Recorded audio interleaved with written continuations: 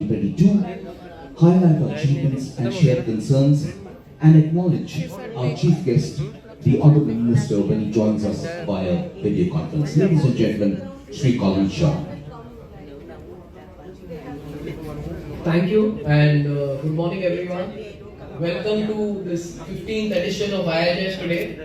Extremely thrilled that the show is back in Mumbai. Like 2 years we've gone through this pandemic and our industry was affected the most when the pandemic struck. But we've come back extremely strong and these physical shows are a testament to that. So further to what we were also talking in the morning is, what is the importance of a physical show and why the world did go virtual and we did many things, I would say virtually, but so Gujarati માં કહું તો means એક તો આજે તમને physically મળવાનું એક અમને honor થયું ને Dineshbhai thank you to you for able to get everyone over here. અમારી માટે of course we come under commerce ministry ને પિયુષજી પણ આજે અમારી સાથે છે virtually, પણ એક means આ audience માટે કહેવાની બહુ ખાસ પિયુષ બોલું છું, તમને સૌને નમસ્કાર. ઓ થેન્ક યુ પિયુષજી. ને પિયુષજી પણ ગુજરાતી બહુ સારું બોલે છે એટલે એ પણ એક સારી વસ્તુ છે. પણ means આખા audience માટે પિયુષજી, since you are here, I must say very clearly that Purushottamji Rupala and Darshana Ben are super, I would say, best friends of this industry, especially because they come from Gujarat and Surat. And Darshana Ben especially તમારી માટે આજે આખા audience ને કહેવાની બહુ જરૂરી છે કે અમને બહુ હેલ્પ કરે છે. જ્યારે પણ કંઈ પણ અમારે મદદ જોઈતી હોય તો Darshana Ben is always there. Having said that, Piyushji must thank you for joining us and thank you all of you all for coming early this morning to Goregaon and blessing all of us with your presence. But the government has given us a $50 billion target, export target for next year. We'll reach close to $40 billion this year, which we have 2 more months and the industry is working very hard and March is always traditionally a strong month. So we are very hopeful that we'll be close to 40. And during this journey of coming back from the pandemic and even reaching this 40 and aiming for 50 next year, Commerce Ministry under Piyushji has been, I would say, like working like partners, and we joke about this at review meetings also, that sometimes we forget whether who is the private sector, because the public sector today is working as the private sector. Minister himself has his weekly track sheet and he's reviewing with all the concerned officers on what is done, what is not done. We have a sector-wise review happening every month. So the policy support that we've got is, and I guess it's the budget, especially if you take the help that we got due to Commerce Ministry and of course the Finance Ministry, is the reduction in diamond duty from 7 to 5. So considering we have a lot of diamond manufacturers, traders, I hope you all are happy enough to give a round of applause to the ministry. Secondly, for a lot of our MSMEs, the emergency credit line, the guarantee scheme which was there, has been extended to March 23, which is really going to help everyone, the 1 more year that we got.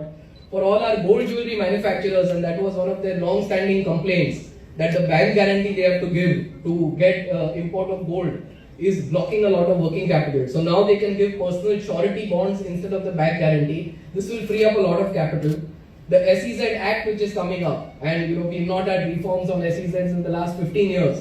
So that will really help again energize the SEZs. 35% of our exports are SEZs. So that will really help all the manufacturers over there to again be able to compete with the other SEZs. And last but not the least, since you all are at IIJS, I must tell you all that, and considering you all are part of various committees and everything, the e-commerce policy was a long desired stand of this industry, because that will help, I would say, all the districts and further to Prime Minister's vision of making every district exportable. The e-commerce policy will allow that to happen, because with e-commerce what you need is speed and you need cost, and that new policy will take care of both for gems and jewelry sector. So again, round of applause to the government to listening to the industry and making this happen in a timely manner. Today, as we speak, and maybe this will be a historic moment for our industry and India and UAE relations in general, that as we speak, there is going to be a signing of the UAE FTA today, and our industry, luckily enough, will be one of the large beneficiaries. So, and I'm sure the Honorable Minister will speak about that, but this would be a game changer for our industry and help realize our industry, go to the next level of $50 billion. Of course, besides that, I would say the UAE FTA, the government is very actively working on market access with Canada, UK, US, Australia, some of our large gems and jewelry markets. So the duty tariff reduction in those markets will of course help boost our exports and make us more competitive with China and Thailand. Further to that, we have the mega CFC in Seeps coming up, which is going, I would say the work is going on full steam, and we should be ready by the ministers given us a deadline of May Day next year for the opening, and we can only say that we are working furiously towards making that happen. Besides that, the last missing part in our Bombay dream. So we have the Bharat Diamond Booths, which has 3,000 offices. We have Seeps, which has 200 factories, and the MIDC area, which has another 300 jewelry factories. But one of the industries which needed a special park and which will help consolidate the entire Jewellery Bazaar and Parel and many areas which are fragmented all over Bombay into a world-class infrastructure like BDB will be the new Mumbai Jewellery Park, and Kirit Bhai over here is our chairman, and we are very excited that this will help make Mumbai the premier center for gems and jewelry globally, I would say. Besides that, another good news which has happened for our industry is the gift cycle and the IIJS which has come up over there.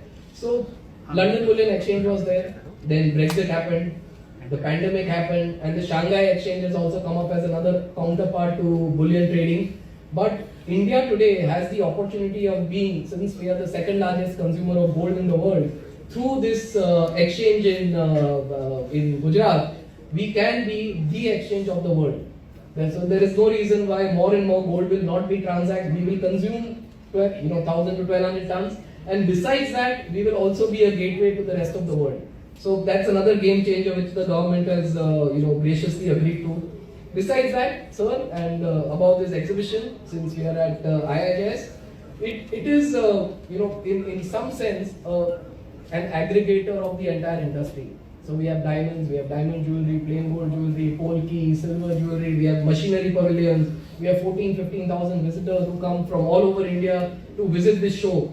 And it makes sure, so one is the business which gets transacted, but secondly at the start of the year, it is the indicator of the sentiment. And once you all grace us with your presence and walk around, you will see the positive sentiment which this industry is going through. So with a little government support, there is no reason why we can't be the gems and jewelry capital to the whole world. This one industry, like how, you have Switzerland famous for watches, you have France for perfumes and cheese, when you think of commodities like that, when you think of cars, you're thinking of Germany, BMW, Audi. So for gems and jewelry, we have an opportunity of being that to the world, that anyone thinks of gems and jewelry, they'll think of India. So that's the potential of this industry, and we thank the government for all their help. So thank you once again, thank you for your presence, and best of luck all our exhibitors and visitors for having a wonderful show. Thank you.